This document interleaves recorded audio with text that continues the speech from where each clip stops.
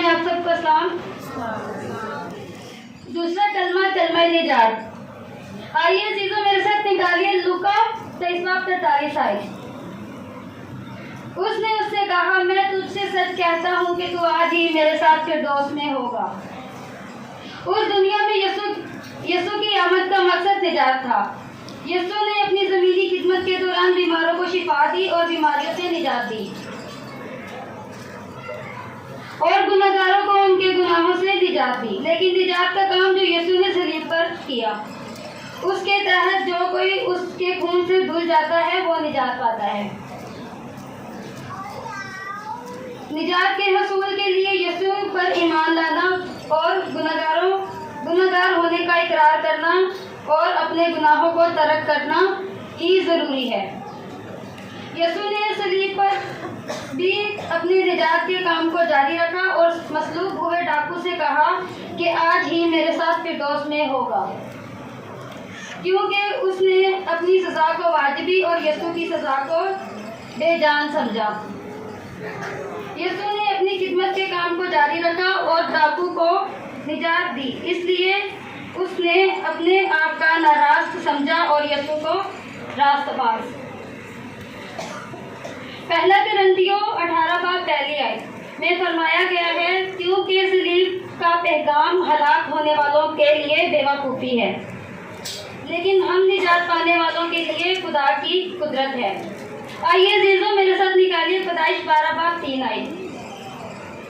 आदम की निजात से महरूमी का सबब यह था कि उसके खुदा के हजूर अपने गुनाह को ना समझा, बल्कि उसने खुदा और अपनी बीवी पर अपने गुनाह की जिम्मेदारी डाल दी। इसलिए अब वो फिरदौस में नहीं रह सकता, बल्कि उसको बागे अदन से निकाल दिया। निजात के लिए अपने गुनाहों का इकरार करना बहुत ज़रूरी है।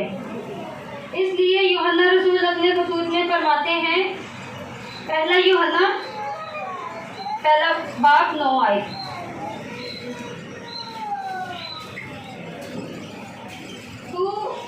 तू वो हमारे गुनाहों को माफ़ करने और हमें सारी नाराज़गी से पाक करने में सच्चा और अदिल है। आइए चीज़ों मेरे साथ निकालिए दूसरा कुरिन्थियों 12:9 आए। पौलुस रसूल भी फिरदौस की बाबत बयान करता है और सुनता है। यकयक फिरदौस में सच कहा, ऐसी बातें जो सुनने की नहीं और जिनका कहना आदमी को रवा नहीं देता। मुकाशवा में भी मिलता है, जो कोई अपने गुनाहों का इकरार करे तो उस जिंदगी के दरख्त में से जो खुदा के फिरदौस में है, खुदा उसे वो फल खाने को देगा। उनके लिए गोया हमेशा की ज़िंदगी का वादा है और ये वादा निजात याफ्ता के लिए है। इस कलाम के वसीले खुदावंद आप सबको बरकत दे। आइए जीजो सब अपनी आंखों को बंद करें और सर को झुकाएं। आसमान और ज़मीन के खालिक और मालिक, मैं आपका शुक्रगुजार खुदावंद कि आपने हमें यहाँ खड़े होने का मौका अता फरमाया। खुदावंद आप इस कलाम के वसीले सबको निजात दें। खुदावंद हम मेरा ईमान है कि हम जो मांगते हैं खुदावंद आप हमें देते हैं। खुदावंद जो आपकी खिदमत में नए दाखिल हुए, खुदावंद आप उनको छूना और बरकत देना, यीशु मसीह के नाम से आमीन।